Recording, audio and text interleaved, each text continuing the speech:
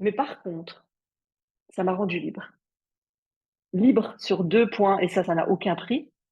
La liberté d'oser investir 35 000 euros.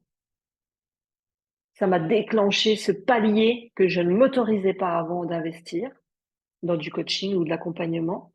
Et ça m'a rendu libre sur autre chose, c'est que moi, j'étais ou je suis encore un peu obsédée par le business.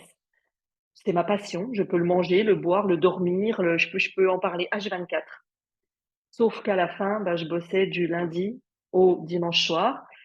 À l'époque, j'étais avec quelqu'un qui était entrepreneur, donc autant te dire que quand lui était sur son ordi le soir à faire des devis, je me disais, oh bah, pendant qu'on y est, je vais aussi faire quelque chose sur mon ordi. Et en fait, ça, c'est l'erreur. Et je me suis perdue dans ce trop d'amour, trop de passion, trop de tripes dans mon business. Et en fait, je pense qu'à un moment donné, je me suis dit, mais tu perds ta vie de femme, quoi. Et là, tu vois, pour moi, je me suis dit, OK, la liberté que ça m'a apporté, c'est qu'un jour, je suivais quelqu'un du groupe et je vois qu'elle est en voyage là, là, là. Et j'arrive en séance et je me dis, mais en fait, je suis pas dans la bonne vie. Je veux être libre. Je veux profiter. Je travaille comme une malade pour que mes clientes réussissent. Et moi, je suis enfermée dans une pièce de 10 mètres carrés toute la journée comme une semblante salariée de ce que je voulais plus être.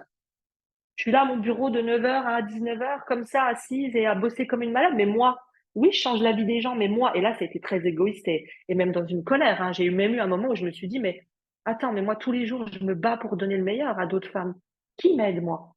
Qui vient me voir comme moi, je suis triste dans mon lit? Qui vient me voir comme moi, c'est difficile de gérer mes équipes? Je me sentais affreusement seule et là, je me suis dit, mais il y a un problème quelque part. Et là, j'ai dit au coach que j'avais, on avait des rendez-vous d'un quart d'heure.